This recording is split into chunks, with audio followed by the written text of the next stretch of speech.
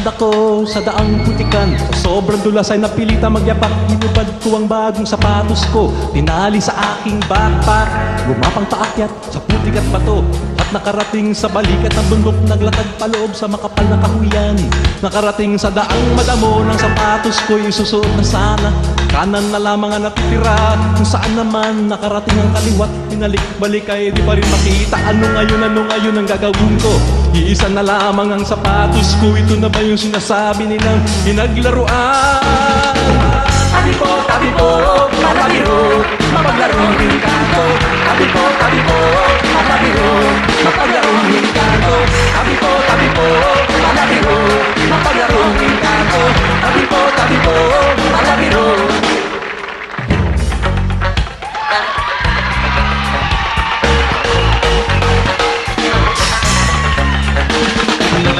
Sa awa ng Diyos ako na may nakarating sa puok tulugan. Takip silim na, binabutan ng antok, dala ng pagod at dilim. At hihigan ko'y inilatag na, ang mga mata ko ay pumipikit-pikit. Biglang nagliwanag ang langit, ako'y tumingala at nakita ko, di mabilang na bituing nang gigising. Sangkorong kuliglig na gawitan, bigla sa pangkat na palakay nagkukok-kakukaan. Mga dahon at sanga nagpalakpakan, paano matutulog niya?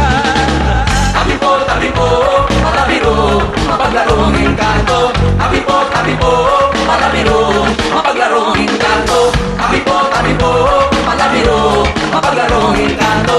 Tabi po, malabiro.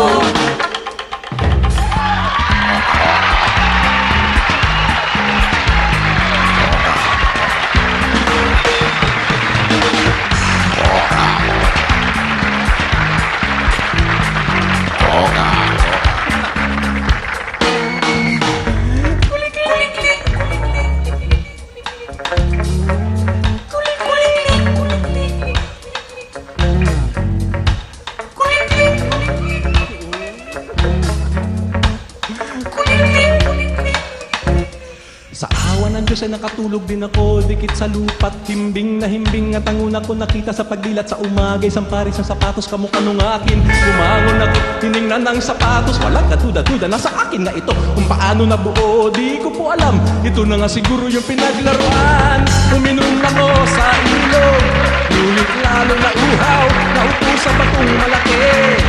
Iyon pala ay kalabaw, yun na naman ang pababa. Ngunit lalo akong nawala